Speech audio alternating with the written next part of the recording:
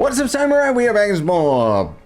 I was gonna do my trove intro. Wayfinder! So I know it's been a while since we had a recorded, shorter, like actual informative video, whether or not it was part of the Let's Play of me playing the game, or just letting you guys know what's up. But yeah, short summary is that the patch notes is finally here, which ends up fixing a lot of big problems, which we'll end up going through today. But the reason why I haven't had the videos more recently is I've just been sick. I'm feeling a lot better now, so I can actually start stocking up on my recordings and junk like that. But anyways, you'll notice right on top of my face cam here, item limit reached. You can't carry any more accessories. That's because they have a new system in place where we have to break down items that can ultimately end up giving us some gem dust or something. I don't know, because I haven't really read through the patch notes. I thought that we would read through them the first time and kind of experience things right here, right now, so that I can end up leaving my feedback towards it. But the big summary that they give is that there's going to be XP boosts to hunts and mini bosses. So hopefully you guys that are already at the end game and done with the main quest line can now start actually grinding up your other characters, because as you know, outside of the main quest, you barely get any XP, and it's been pretty atrocious. The other thing too is that they've obviously been very busy with you know, Tokyo Game Show, and you know, there was that Grendel trailer that we ended up showing the other day. So anyways, new feature, Echo Dust. The Echo Fusion system has been overhauled. Players can now break down their echoes into dust. Let's see how that works. So I don't know, do I have to go into my actual inventory to do that? I'm not seeing my echoes. I see a bunch of materials. I see imbuements. I see key items. I see upgrade materials. I see coming soon. Okay, so I guess that means we still have to access our echoes here. That's a really unintuitive system. So I have to access my echo in here, and then I have to start breaking these down. But wait, what the? Okay, if I break this down, is this going to destroy? That is such a bad system. So right now you can see I can hold right trigger or whatever it would be on mouse and keyboard to convert this the one that's right behind my face cam, the one that I have equipped right now, the Brood or Hunter Echo that I have max level. I would break that down into Echo Dust right now. But if I want to break down any of these other crappy ones, like let's say I want to get rid of the Balgrim Echo, I have to equip it and then break it down? No? Now it says I can convert it into dust, but it's still going to end up giving me like 1,000? That doesn't make any sense. I'm so confused. Like, this game's got one of the most worst UIs I've ever seen, dude. And it's like so confusing. Okay, let's just take the risk and see whether or not it's going to destroy this one right here. Okay, it did. All right. So it just, for whatever reason, I guess because it's a higher level, like base level. Okay, that's just, it's such a weird, unintuitive system. But okay. You can easily destroy the echoes that are already equipped without any warning or anything like that. That's kind of stupid. It also just starts destroying the next one almost immediately. Like if I just kept accidentally holding the trigger, it would just keep going. So that's kind of weird. Okay, anyways, let's move on. Sorry about that, guys. I just wanted to experience it for myself, and it's just so unintuitive. So using the dust, players can increase the rank of their echoes. So now we can actually use our use the dust in order to level up the echoes themselves. I see. So now Echo Infusion no longer takes echoes. That's interesting. That's very interesting. Okay, so it's a solution. I'll say that, like, it's a solution to a greater problem. But is it a good solution? Not very. The execution of it is pretty bad, if I would say so.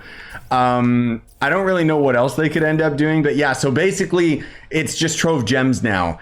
and we have to break down the echoes so that we have the gem dust that we can essentially end up using in our gems now. So it seems like we do still get a lot more. We get a lot more gem dust or echo fusion dust, whatever, for deconstructing higher tiered ones, like ones that we have leveled up and everything like that. So interesting. They do not seem to be created equal with their dust conversion, but okay, whatever. Anyways, sorry about that. So fixed a bug causing echoes to grant incorrect amounts of XP, which is now turned into dust instead.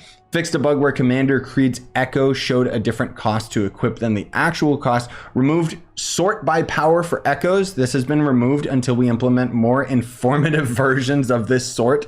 That's funny. There is now an item limit for echoes up to 300 and accessories up to 100. Okay, so that means that we can destroy accessories as well. What do I do with the accessories? How do I get rid of accessories? Oh, that's... Oh, I hate that. Ooh, okay. So that's where... I forget what this NPC's name is. Vengi or something? The goblin guy over here in the corner, he allows you to sell accessories to him. The reason why I'm so against all of this and why I really, really don't like that is because this is just... extra steps to an already convoluted system. Like, I don't really like the fact that now rather than just stockpiling tons and tons of echoes in our inventory, now we have to go the extra step of breaking them all down. And as you can see, it's not a very intuitive system to break them all down. Like, I can't just sort by unequipped or something like that, you know? Like, so unfortunately, I gotta like be very, very careful with which ones I destroy. There doesn't seem to be any way of getting the item back if it was an accidental destruction. You know, say I accidentally destroy this one that's already max level. I get garbage gem dust for that, so I can't just convert that back into the item that I just lost. Same with this guy. I don't think, there's no buyback as far as I can tell. So we would just be selling our accessories to him and just clinging onto a dream and hoping. Also, you can see we can sell all items to him, but we can also sell accessories. So at the very least, we're going to get a lot more gold. And it is, again, for the better of the game, as we'll talk about a little bit later in the patch notes. But personally speaking, I think that this should be a temporary solution, because this is not good. Like, the thing that I like so much about this game is how quick and easy it is, but I feel like this is just adding more convoluted steps. You know, it's kind of like now we've got the same game, like now we've got farming with extra steps that didn't need to be there. But I do think that it's good that they're solving these issues, because this is going to affect the game in a very, very positive way.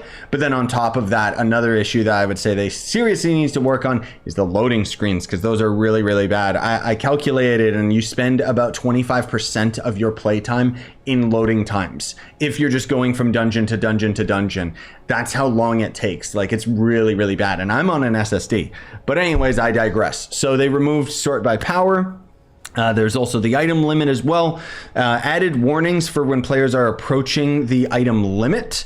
When you reach the limit, you cannot pick up anything else until you are back under the limit. Fixed non-Romanized languages on keyboard being non-functional. Fixed tooth and claw and epitaph displaying rifle or shotgun skins. Increased XP for hunts by 3 times and mini bosses and expeditions by 1.5 times. That's kind of weird that the mini bosses didn't go up that much, but 3 times the amount of XP for hunts. Oh my god, dude, that's insane, because I think it takes about like 7 days or something like that, not of just solid grinding, but 7 days worth of like just, you know, casual grinding to max out your characters. So that's going to go 3 times faster now. So that's very, very welcome. That is huge. Accessories are now able to be sold at Vengi's shop. Warning, on first load of the sell screen, equipped accessories will display on the all panel and can be sold without warning the player. They do not appear on the accessory panel. So when we were going to Vengi, we would go to the accessory tab, not all tabs. So that's also another thing that's very unintuitive. Fixed an issue causing players to be unable to fast travel inside the lost zones. Fixed an issue where players would be disconnected during an expedition or hunt with the firebomb imbuement active. Interesting. Fixed an issue where helper coins were not being rewarded to the players as expected after completing a lost zone expedition via the helper queue. What about the helper queue in general? Is it going to stop putting me into endgame dungeons where I am not the helper? I am the being helped? Like, fixed an issue causing players to get stuck on the please wait screen while backing out of the Wayfinder Founders Pack menu while it was opening. Adjusted the priority quest to unlock Echo Fusion to unlock at the same time as the player unlocks the Echo system. So something at the early portion of the game that a lot of us have already dealt with. I guess they just want to resolve. Various localization updates and improvements. Fixed an issue where non-functional echoes were populating in the Echo menu. Fixed an issue where the accessory menu would display bland tiles, whatever that is. Fixed an issue causing Kairos' Siphon Radiant ability buff to exceed its extended value of 10%. So Kairos kind of, he didn't get a nerf, he got fixed.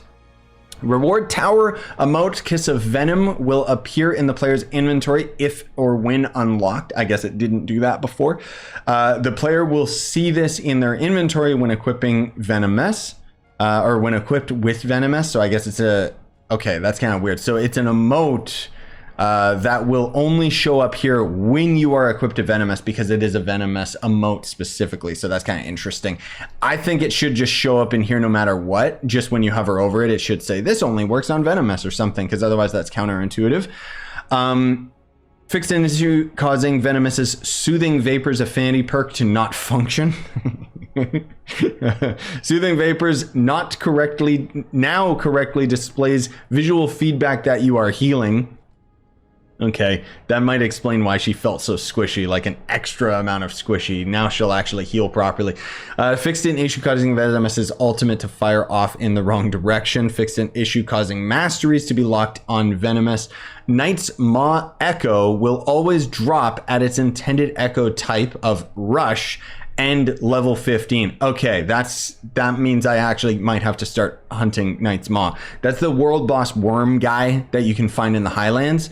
I guess its echo was supposed to have dropped at much higher quality and a very specific type, which, you know, that's these little icons right here. So what did they say? I don't even know what these types are, because I don't think that the game actually like says it anywhere. So yeah, they should fix that. But anyways, whatever. So they fixed that. Talon of Pyre's echo will always drop at its intended level 30. So Talons of Pyre is the Fire World boss, who is absolutely crazy. Super powerful. I haven't beat him yet. It's going to take me a while before I do. And I guess now his echo will actually drop at level 30. So that's very nice. You can see this one is, regardless of the stars, you can see the little 10 beside the stars. That's showing the level of the echo. So added proper names of travel destinations to load screens, emoting towards an animal in the overlands. Overlands zones will no longer cause the camera to target lock that animal. Weird. Improved travel time to player housing instances. So, basically what was happening in this game, they don't seem to mention it in the patch notes, but what was happening with a lot of disconnects and a lot of the, you know, longer load times and stuff like that. Let's actually go to the Highlands right now and see if it's gotten a little bit better. But most of all, this is going to end up being a big stability patch, because what is happening in this game is, for whatever reason, player inspection, like inspecting another player's gear and stuff like that, I don't think that's in the game right now, but it is coming in the future. And so because of that, the game has been coded in such a way that it's always loading everyone's inventory, just like Diablo 4. I don't know why that's like even a thing in this game, or even Diablo 4. Like it's stupid. It shouldn't load it unless you inspect their inventory. And even then, I don't care if it takes a long time to do so, whatever. It's just a weird thing that the developers do, right? And so what basically is happening is the game would get hitched when it's trying to go through a loading zone, because it would be like trying to load every player's inventory and then load your inventory for all of those players and stuff like that. And while that seems to still be the case, they didn't mention anything about it. That's where the limited inventory comes into place. That's where that is supposed to have resolved a lot of that and kind of helped with a lot of that. But the biggest thing, obviously, is going to end up being that our disconnects should be less frequent, you know, hopefully. And generally speaking, there should be a lot less problems, like just with the game in general. Obviously, you can see load times are still significantly bad, but at the very least, it's more consistent and it doesn't seem to get hung up while it's loading. I haven't gone through 5,000 loading screens yet, so I can't report on the full ramifications of this patch and how positive it has affected the game or whatnot, because let's be real, the player numbers of this game, if you check the Steam charts, are astronomically terrible right now. And so that is the biggest reason why stability has kind of ironed out, more so than the developer's actual patch notes and stuff like that. But anyways, in closing, I think that it's a solid update. I think that they need to keep chipping away at all of the problems with this game. Most of all, I think that, you know, us buying our way into early access, I'm still okay with this. I can understand why a lot of people would be very frustrated at all of this, especially because when this game launched into early access, it was basically broken and unplayable, but it's getting to the point where it is becoming a playable state. Unfortunately, with a big issue with a lot of live service games, that guy is literally a stick figure.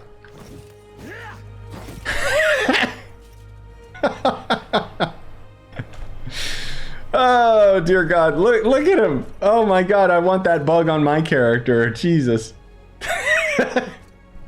All right, anyways, that I think is enough of an explanation right there. But frankly speaking, like, one of the problems that I have with live service games is they kind of they have their timetable for their development cycle, and they have to stick to it because of their investors and because of the higher ups, unfortunately. And so rather than us getting like mandatory problems fixed with this game, you can see the developers are already starting to push the new character because, you know, the next battle pass is coming in X amount of time and they have to stick to that release schedule, you know, just because they got to keep their investors happy and so on and so forth, rather than acknowledging the fact that this game is still borderline unplayable for a lot of people.